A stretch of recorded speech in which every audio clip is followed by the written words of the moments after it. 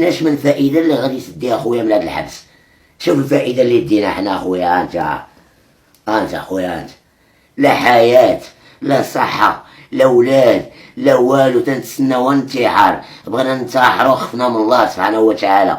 اليوم يوسف مول البخور بغى يفتح لنا قلبه ويعاود لنا على الاسباب اللي كانت كتدفعو يدير المونتيف ويتعتقل. مرحبا بالاخ يوسف مول البخور. الله يبارك فيك خويا ويبارك في الجمهور الكريم، الله يطول عمرك والله يجازيك بخير خويا.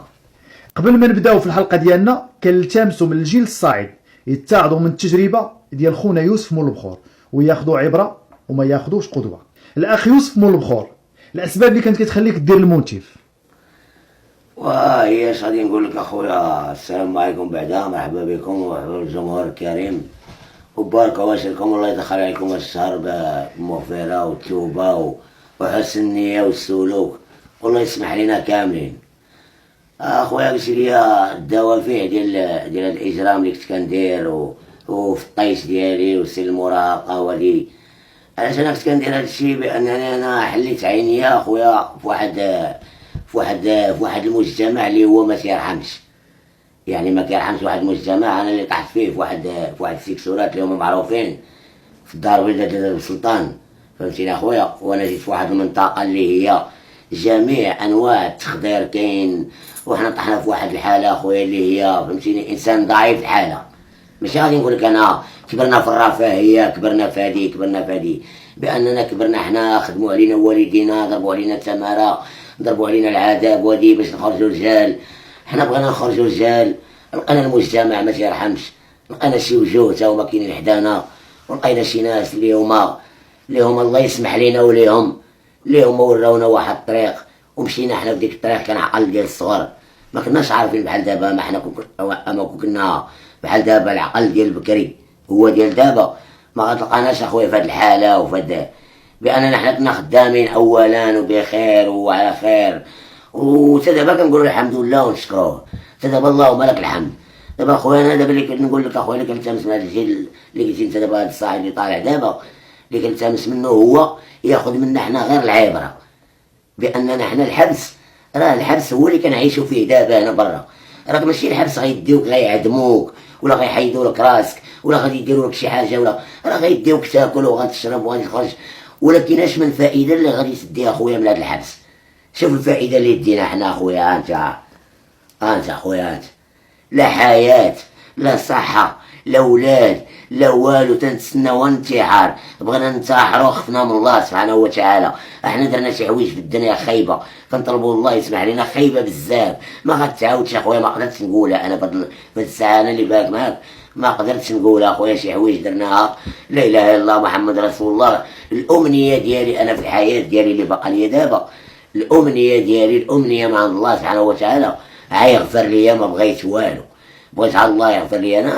انا الانسان ياخذني انا عبره، وكما حسبها الانسان يحسبها ياخذني انا عبره بان الحبس راه ماشي شي حاجه ديال الاعدام ولا. انا الحبس ما تيفتخرش به الانسان تيفتخر شي حاجه ديال الوليدات، شي حاجه ديال يعيش الرفاهيه، يعيش الحياه، يعيش لومبيونس. ربي ما حرمكش، ربي عطاك بزاف د الحوايج. ربي ما تقولش ما عطانيش، ربي عطاك صحتك، عطاك بزاف د الخيرات، عطاك بزاف.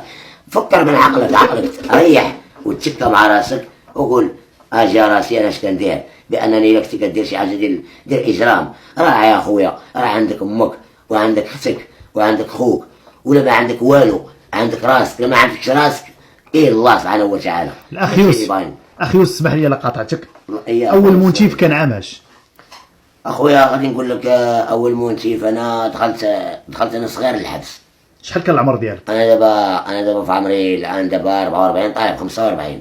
دخلت انا للحبس سيدي، دخلت انا في الحبس انايا يلا تحلت عكاشه، تحلت في 92 بحال البارح، تحلت في 92. دخلت انا اخويا 94 دخلت الحبس. شحال كان العمر ديالك ديك الساعه؟ وديك الساعه انا زيد اخويا في 75. ديك الساعه تقدر تكون ديك 15 16 عام. باقي ما عارف والو في الحياه. يلا بديت اخويا، يلا بديت في الدنيا باقي ما عارف والو. قبح الله الوقت. لا غادي نقول لك الحبس ما فيه حتى شي رباح اخويا. سولني شحال دار ديال الحبس طبت.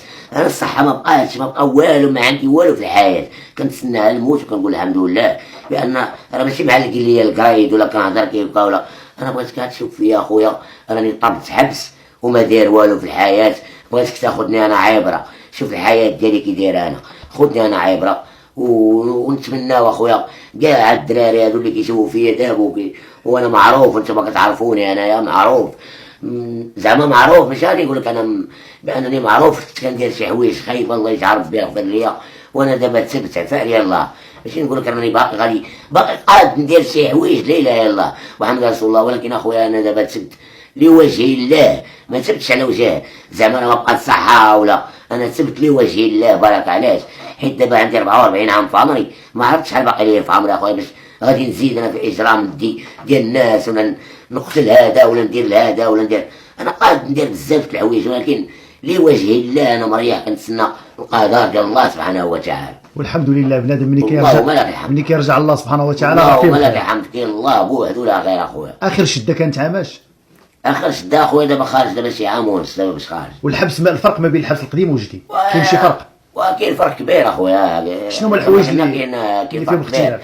كان زعما الحبس القديم كانوا الناس بخير، كانوا الناس المدني، كان الناس دابا ما الحبس ديال دابا راه غير روض الاطفال، راه ما ماشي حبس، راه اللي بغيت نقول الانسان كيقول لك انا مشيت للحبس انا درت، راه ما مشيتي للحبس لا والو، راه الحبس اللي داك ماشي انت اللي مشيتي ليه، راه الحبس داك، راه ما حبس ما والو، الحبس هو اللي تعيش فيه وتاكل فيه طرف ديال الخبز ودي وحلال وتعيش لهم بيونس وتعيش بخير، اما الحبس لا علاقه ود الناس.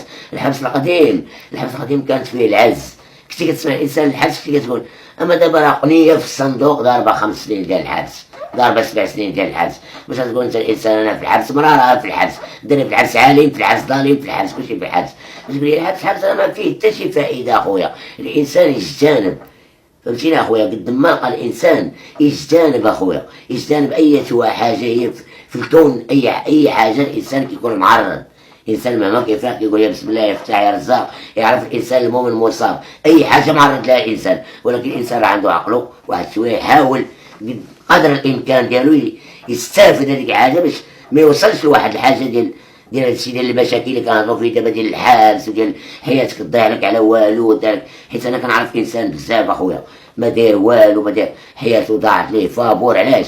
لان الانسان ما كيعرفش يهضر، ما كيعرفش يتصرف، ما كيعرفش، انسان الله عطاه عقله الا باش يريح ويخمم ويفكر ويعرف اش كيدير ويعرف ويفكر، انت بلا ما تقول ليه تطلع عليه واحد الكلمات هو غادي يفكر فيهم ويقول اجي راسي انا اش كندير، ويدور السيته مع راسو، واخا يكون عايش واحد البيئه خايبه ما عجباتوش هو غادي يغادر.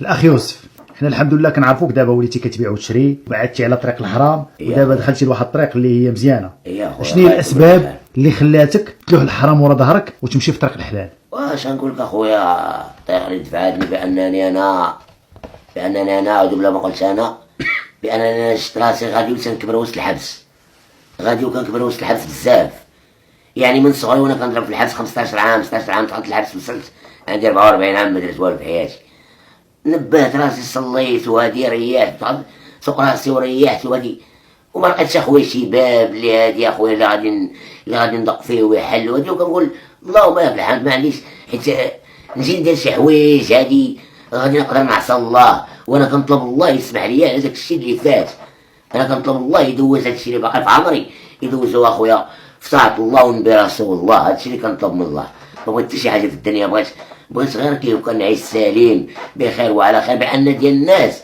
راه ما فيهش رباح، ولو تدي ما يغنيك في الدنيا ديال الناس، الا ما تبعك في الدنيا يتبعك في الاخره، ود الناس تخلص عليه، الا ما خلصتي في الدنيا كتخلص في الاخره عند مولاك، ديرها في بالك هذه بالطبع، الا ما خلصتي في الدنيا. شوف ديال الناس حنا كردنا اخويا، انت كتشوف فينا حنا ديال الناس 18 عام وانا كنت ديال الناس، ما درتش اخويا ولو حياتي مشات ليا ما درت والو في الحبس اخويا، ما درت حتى شي حاجه اخويا، حياتي مشات تقول الحمد لله، اللهم لك الحمد، حمدتك يا ربي وشكرتك، هادشي اللي عطاني الله سبحانه وتعالى، هادشي اللي بغى الله انا صابر ليه، حمدتك يا ربي وشكرتك، واللهم لك الحمد، والحمد لله على اي حال اخويا، اللهم لك الحمد، نحمدو ربي ونشكروه، اللهم لك الحمد، ربي ونشكروه. الاخ يوسف، شنو هي الرساله اللي تبغي توجهها لهذا الجيل كيف ما قلنا الصاعد اللي باغي يتلاح لهذا العالم اللي انت لحتيه ورا ظهرك؟ اش نقول لك اخويا، هذا الجيل دابا اللي هو طالع دابا الله يهديه ويهدينا حنا ويهدي امه محمد، دابا هاد الجيل دابا بحال قلتي هو كيفتخر دابا شاف صاحبه مثلا كيتعاطى شي حوايج ديال الاجرام مثلا، شي حاجه بسيطه الانسان كيمشي فيها فابور، ما شي حاجه اجرام، دير وحده صاك، دير وحده هادي، دير وحده اكثر. دابا الانسان دابا مابقاش كيهز معاه كاع بعدا الفلوس، دابا ولا هادشي ديال الاجرام ولا هادشي ديال الانسان مابقاش كيهز معاه الفلوس. اش غديري؟ غديريه تليفون، انت غادي تجي غتعاند صاحبك دار تليفون لوحده ولا لواحد، ولا عندك اختك عندك امك عندك هادي، ديت عمري كامل اخويا وما استفدت والو. اشنو استفدت؟ ولي اشنو استفدتي؟ غادي نقول لك والو، غادي نقول لك استفدت عا صحتي مشات وعيني مشاو وكل شيء مشى اخويا. الباقي الله سبحانه وتعالى هو اللي باقي اخويا. اللي كنبه الجيل الصاعد دابا حاليا، انا اللي كنقول لك اخويا خير مني لوجه الله باش تاني يخلصني الله، حيت انا ضربت وضربت وضربت وضربت وضربت وضربت اخويا. نبهني الله سبحانه وتعالى، داير شي اجر ما عرفت ناسيه ولا ما عرفت. نبهني الله سبحانه وتعالى لهاد الطريق المستقيمه اللي تبعتها. ندمت على داك الشيء الاول اللي كنت كندير، اللي كنت كندي ديال الناس. عمري كله وانا كندي ديال الناس، دمي كيجري فيه ديال الناس اخويا. انا ولا كيبقى فيا الحال دابا انا وليت، دابا انا كنشوف واحد انسان كيدي ديال الانسان ما كنقدرش كنحاول قدر الامكان كنبغي نرد لديك المرة ديالها. ماشي انت غتجي غتدير هاد السير باش تفتخر على واحد ودربكم تجيب دريه ولا تجيب هادي ولا تجيب هذاك الشيء اخويا. ما بقاش هذاك الشيء كان في عهد الجاهليه. الله يعطيك صحتك، ماشي باش تعدى بها وتدي بها ديال الانسان وتدير بها شي حوايج اللي هما تافهين لا علاقه دير واحد الانسان بصدام ولا تليفون ولا زعما وتقول راني جيت تفتخر على ودربكم دريه كذا. هادي لا تفتخر على ودربكم هادي بانك تنصحوا شي حاجه ديال بينك وبين الله، شي حاجه ديال التجاره. الاخ يوسف الله يهدي الشباب ديالنا، الله يهدي ما خلق، الله يهدينا ويهدي امه محمد خويا. يوسف مول البخور ديما في ليله القدر وعاشوراء كتبيع البخور والامور ديال التباطيل. يا خويا دول البخور تا ما كاين حتى مشكل خويا.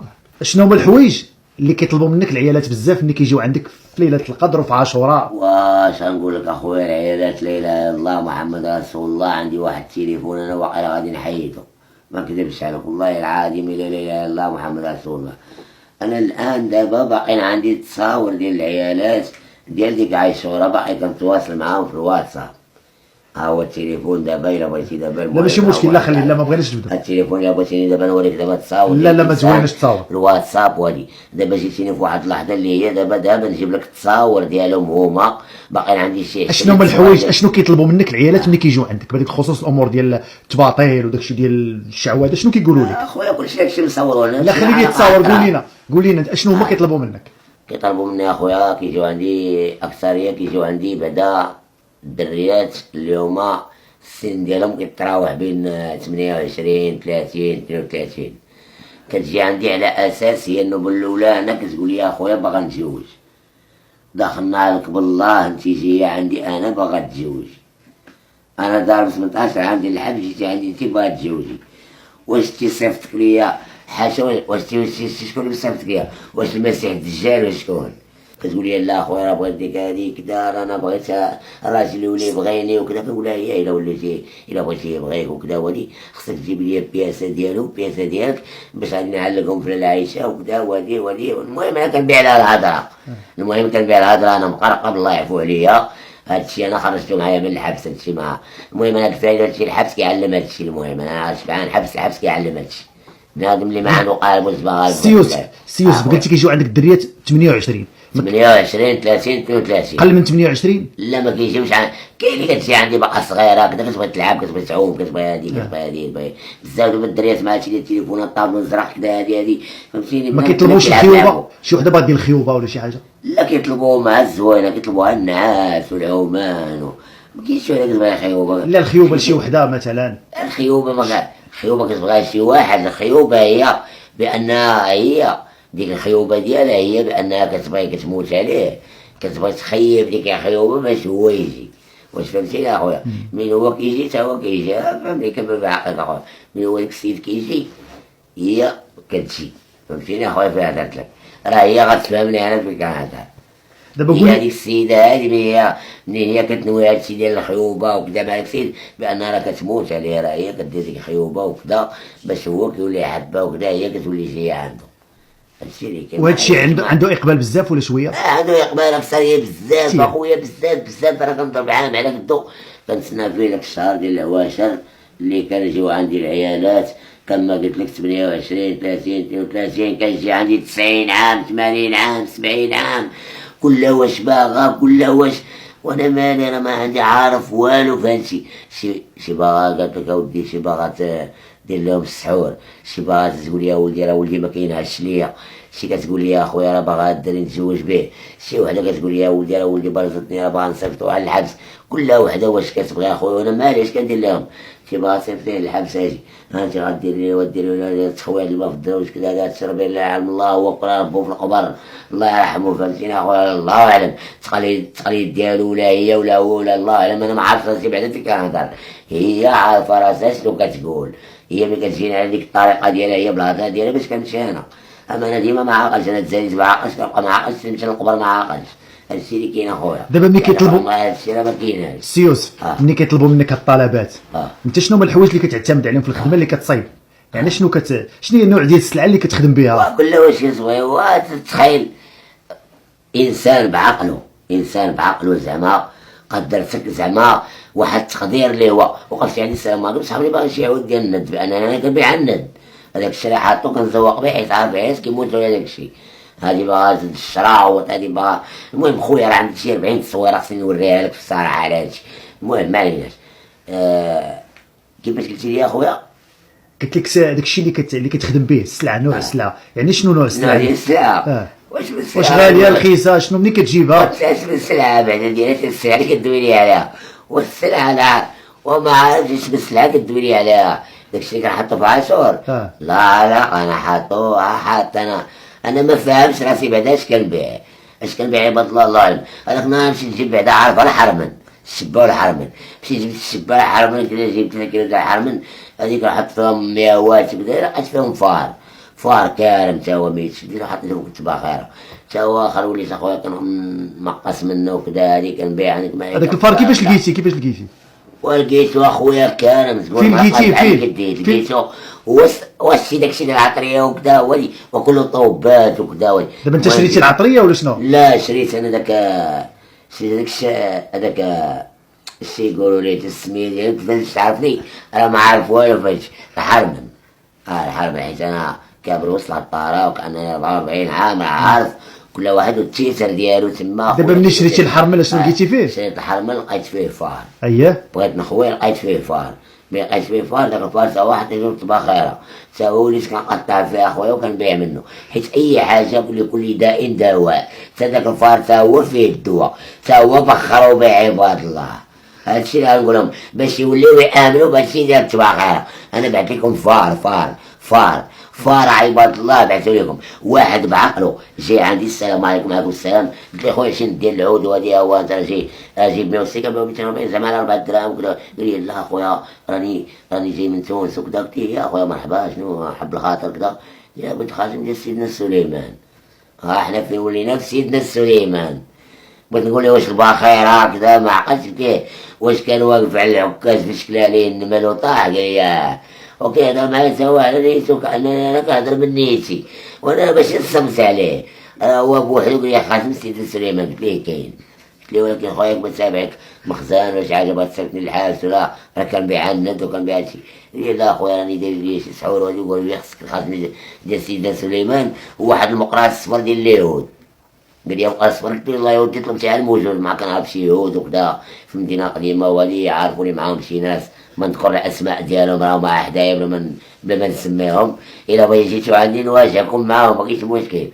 المهم دخلت اخويا قال لي بغيت الخاتم. دخلت ما كانت السوق عامره كتعمر عندنا 6 ولا 4.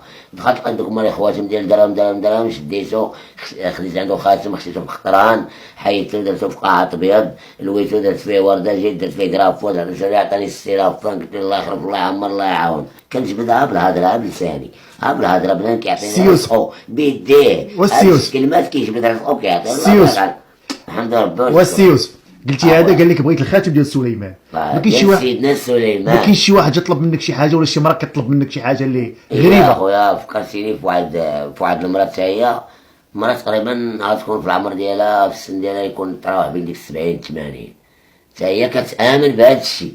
جات عندي السلام عليكم وعليكم السلام. دابا دخلنا عليك بالله.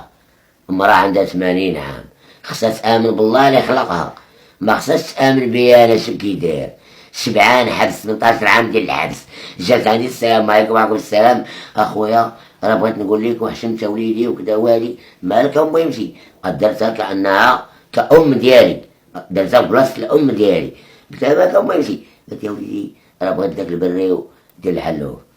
لا بغيتي واش من نيتك بغيتي هاد البريو ديال الحلوف ولا كتفلي عليا؟ قلت لا وليدي انا بغيت البريو ديال الحلوف، قالوا لي جيبيه وهادي راه كاين واحد الدواء وكذا. انا ما سولتش على الدواء، ما ندخلش في التفاصيل وكذا وهادي. المهم قلت لها كاين، ولكن راه كيعطيو الناس، راه كيعطيو داكشي كطربون، داكشي كاين عند العطاره وكذا وهادي. دخلت جمعت لها المهم داك البريو ديال الفار، حاشاكم فهموا البريو ديال الفار شنو هو، مع العطاره تما كلهم طوبات وفيران طاجيرات وكذا. جيت جمعت لها داكشي كحل، درتو في قاعط، درت لها الكرافوز، جيت مديتو لها قلت لها هاك يا المهم مشيت بدات 8000 مداتها ليا. امنت بيا شنو انا كي داير، شبعان حبس 18 عام ديال الحبس والصرف. كنقول لك الحمد لله عفا عليا اللهم لك الحمد. شو الانسان باش كيامن؟ مرا عندها 80 عام جات عندي قالت يا ودي راه باغي البريو ديال الحلوف. دخلت جبت لك عشاك البريو ديال الفارس، ديتي عطاني 8000 ريال باش تامني بيا انا شو كيدير. هذا اش كيدير سيوس ما تامنيش بيا انا كيدير بعدا ما تامني بيا. سيوس واكل شي 5 حبات ولا 6. سيوس اخويا اسمح لي لا قاطعتك، ما كاينش شي مرة طلبت منك شي حاجة أخرى من غير هذه ديال الحلوف ومن غير وطلبوا مني زدتي شي عادات، حاجة أخرى؟ وطلبوا مني ما عمر شي وحدة قالت لك بغيت المخ ديال الضباع ولا شي حاجة؟ وقالت لي بغيت المخ ديال بنادم ماشي المخ ديال الضبع. المخ ديال الضبع قالت بغيت المخ ديال الضبع، قلت لها الشحمه ديتها كرم صافي سلام داك الشيء صار نضربوا شديت قلب تلا واش بنسلي بدات لي 2000 درهم تدفع عليها الله يخلف عليها. داكشي ما اصابكم الا ما قسم لكم، هو هاد العبد كيهضر معاك انت كتجيب رزقك كتعطيه ليا، انا كنبيع لكم الهضره، كنبيع لكم الهضره، انا ماشي نصاب. انا فاش كنكون كنبيع الحلال راه باينه معروف، انا معروف ماشي ما نقولش ما معروفش.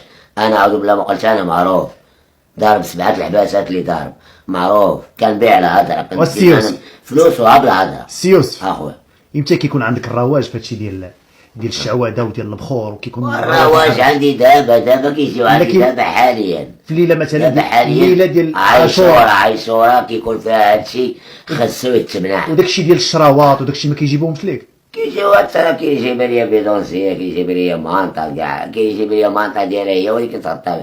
قلت لها مالها؟ قلت لي تغطيت بها. قلت لها جيبي ليا مثلا مايو ديالك ومايو ديال حاشاكم خوتي سمحوا لي هادشي اللي عرفني الله كنقولو. جابت لي الملابس ديال الدخلانين وجابت لي الملابس ديالو هو الدخلانين.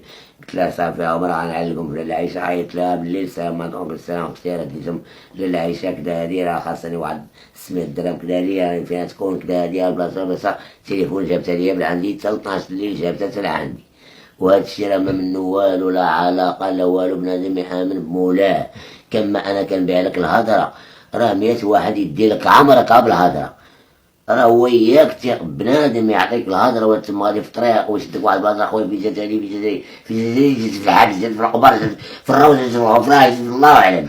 اي حاجه جات في الله اعلم، في جزائري الله اعلم، في السكن الله اعلم، في جزائري الله اعلم. سيوس سيوس اسمح لي اخويا كنقاطعك. اخويا شنو هي الرساله اللي تبغي توجه لهاد العيالات اللي كيجيو يطلبوا منك هاد الامور ديال الشعوذه؟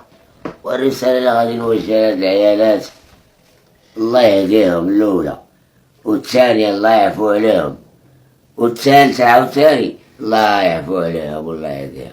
هادشي اللي غنقولهم بان هادشي راه ما منو حتى شي حاجه لا علاقه بنادم. واش السحر يسحروك انت بيك مباور الله يهديك غيسحروك يا مرت هارون الرشيد وانت شي علاقه يا انسان خلقك الله يسحروك. اش عندك اش عندك انت اللي غادي يسحرولك؟ لا ساحري ليا، لا شادي ليا بنتي، لا بغيت دير ليا حبي، لا بغيت دير ليا عمري، لا بغيت دير ليا حياتي، لا بغيت دير لك الفرده ديالك ديال عقلك وقايله. تكوني على بالك كوني على واعي وامني بالله ودير واحد خيمات الله عبد الله ودير تكاي كما كتكاي تكاي عبد الله بلا ما تبقى تكاي الخاوي تكاي على العامر تكاي عبد الله وامني بمولاك وراه الله يرزقك حيت الله يرزق ما يشاء. انت الا امنتي بمولاك ما خليتي باش امنتي، ولا امنتي بالشهوات راه غتامني غتلقاها ما بحالي انا اللي غتامني بيه ويامن بك تكرمي ويكرمك. واش فهمتيني اخي بك كنهضر لك وانت راه كتعرف اش كدير راسك وبخك. انسان الله على قال يمشي عند هذا خويا قاد ليا كون كان هذاك السيد غتمشي عنده انت غيقاد لك يقاد على راسو بحال هاد الانسان اللي كيهضر معاك. واش تيجي عندي انا نقاد لك راسي انا؟ واش انا ذا بطول حرور ديال العذاب؟ واش انا قاد راسي انا عباد الله؟ انا الباب اللي دقت عليك الامس كيما لي لازم نبقى نقاد فيها راني قاد، اما عندي ما قاد انا راسي الان انا ما عارف راسي فين واقف. هذا غنقادك انتيا وانتي اللي قادك الله اللي خلقك، انا اللي معوجتك ما غنقادك. بنادم الانسان يامن بمولاه، شي حاجه ديال السحر ولا شي حاجه ديال هادي ولا هادي راه لا علاقه لا شي لا علاقه لي. انسان يقول لا يسحروا ليا، راه انسان يديروا ليا، لا راه اللي قسمها لك الله هي اللي غتكون معقولة السيوس؟ ما كاينش شي حاجه تقول لا غيسحروا ليا يديروا ليا السيوس واش عبد من عباد الله كانك انسان. السيوس حول بنادم يامن بالله خويا يوسف، لا اله الا الله محمد رسول. خويا يوسف، اخويا الحديث معك شيق، وان شاء الله مازال غيكونوا حلقات اخرين. ان شاء لكن الله وعد المشاهدين ان شاء الله الله غنديروا معك حلقات اخرين. الى هنا يسمعوا لنا الله يجازيهم بخير. الى هنا ناتي الى نهايه هذه الحلقه ديالنا، والسلام عليكم. وعليكم السلام ورحمه الله يطول عمرك خويا، الله يجزيك بخير.